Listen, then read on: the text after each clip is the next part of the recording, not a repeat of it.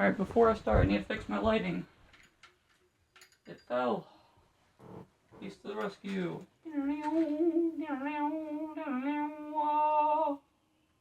And he said, "Let there be light!" Over the past year, I, joined by some good friends, have written and directed 2 short films, along with many smaller videos. And I've learned that in order to properly understand the process of making a movie, one must delve themselves into film history. While most takeaways come in the form of narrative and technical abilities, seeing how they've altered over the decades, there's a singular thing that's really grabbed my attention. Fast food movie tie-ins. Before we really unwrap this unhealthy mystery meat cheeseburger, I think it's important to clarify what qualifies as a fast food movie tie-in. Basically, it boils down to when a big film studio and popular restaurant chain collaborate to promote each other's product in a limited time menu item inspired by the new movie. Recent examples include the Krabby Patty Whopper from Burger King, the Wicked Green Matcha from Dunkin' Donuts, the Superman Blizzard from Dairy Queen, and the Fantastic Four Pizza from Little Caesars. The question I'm trying to answer is where this amazing trend started. To find that out, we should go back to the roots of movie marketing, the late 1930s, likely before your grandparents were born. Let's hop in our DeLorean, because where we're going, we won't need roads. Dang, that's corny.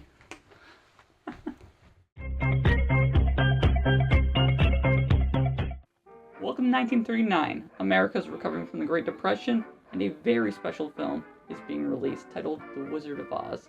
The movie's budget was huge for the time, so the marketing team had to come up with a genius strategy. They pushed out themed t-shirts, dolls, and even Halloween masks that'll scar you for life. MGM really wanted their Technicolor Marvel to succeed, but alas, The Wizard of Oz was a box office disappointment upon its first theatrical run. Only through subsequent re-releases and TV broadcasting did it make back its budget and become a cultural classic. Although failing in a sense, the film's marketing opened these floodgates. Next stop, 1962.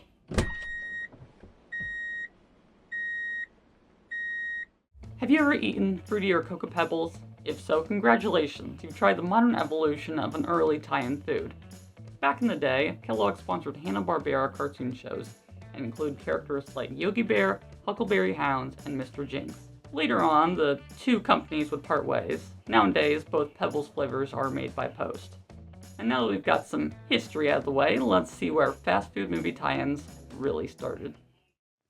Uh-oh, that's not good. We're out of plutonium, so we can't fuel our flux capacitor to time travel. Might be stuck in the 60s for a little while.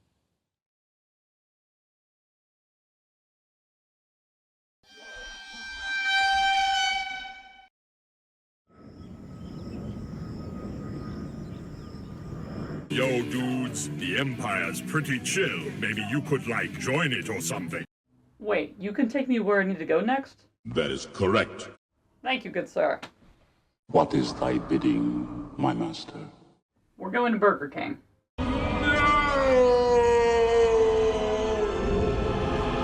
Look, not my restaurant of choice either, but it's a necessary stop for our journey. What? Come on, Vader, I'm talking about the original Star Wars here. In 1977, George Lucas released his risky science fiction epic. He could have gotten a pay bump, but instead chose to gain full control of sequels and merchandising rights. At the time, this was abnormal because merchandise and licensing rights were considered to be almost useless. However, Georgie was smart. He partnered with Burger King in the first big fast food movie tie-in. With your drink, you could get a limited time collectible glass cup. Don't use them now though, they contain lead paint. Star Wars, as anyone living within the past 5 decades knows, turned out to be a massive global success. This means other studios were quick to copy its marketing campaign. You are part of the Rebel Alliance and a traitor. Whopper, whopper. While he's busy starting another galactic civil war, let me continue explaining. Star Wars, along with Jaws, birthed the modern idea of a blockbuster. High-budget movies with high financial returns. And restaurant chains weren't just doing collectibles or toys and Happy Meals anymore. They'd start to dabble in exclusive, limited-time menu items. Here's a highlight reel of the best. Willy Wonka chocolate bars, which actually came before the film itself. McDonald's Jurassic Park meals, including a drink, fries, and burger where the food apparently got dino-sized. Another example is IHOP's more recent green Grinch pancakes. Green pancakes. Might be worth a try. Oh yeah, we're in the Batcave. McDonald's and the Batman franchise have had an interesting relationship. It started rocky in 1992 with the release of Batman Returns. A whole Happy Meal promotional campaign begun, but ended prematurely upon the restaurant chain getting wind of the general audience's negative reaction to the movie's dark and violent moments. What happened next was absolutely insane. In order for McDonald's to give Happy Meal permissions, they wanted Warner Bros. To send over the next Batman script and make it more kid-friendly with lighter tone. And yes, sure, 1995's Batman Forever was super successful from new revisions. Audiences loved the fun, colorful world, and it made the studio so much more money. Unfortunately, the same can't be said about the next sequel, Batman and Robin, which, while can be viewed more favorably in retrospect, is still regarded as one of the worst superhero movies because of its campy nature, seemingly only serving the purpose of selling toys.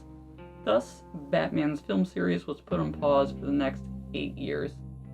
Since this whole fiasco, the other two companies have worked together several times, in 1993 with Batman the Animated Series, 2008 with Lego Batman's video game, 2010 and 2011 with Batman the Brave and the Bold, 2013 with Beware the Batman, 2015 with the Batman Unlimited movies, and kind of 2024 with Multiverses. Wow, I just said Batman a lot, but reminiscing about some of these promotional runs brings a flood of nostalgic memories, showing how there's tie-ins to be remembered from every generation. Here's probably the best place to talk about my personal favorite, 2022's The Bat Calzone from Little Caesars. I'll read off the Google description. A limited time, bat-shaped hybrid food item featuring a pepperoni pizza folded into a calzone with buttery crust, garlic white sauce, cheese, and julienne pepper inside, served with crazy sauce. Please, Little Caesars, I beg of you, when they finally decide to release the Batman Part 2, probably when I'm 65 years old, bring back the Batman Calzone. Maybe it'll be the key to finding world peace. Anyway, let's move on.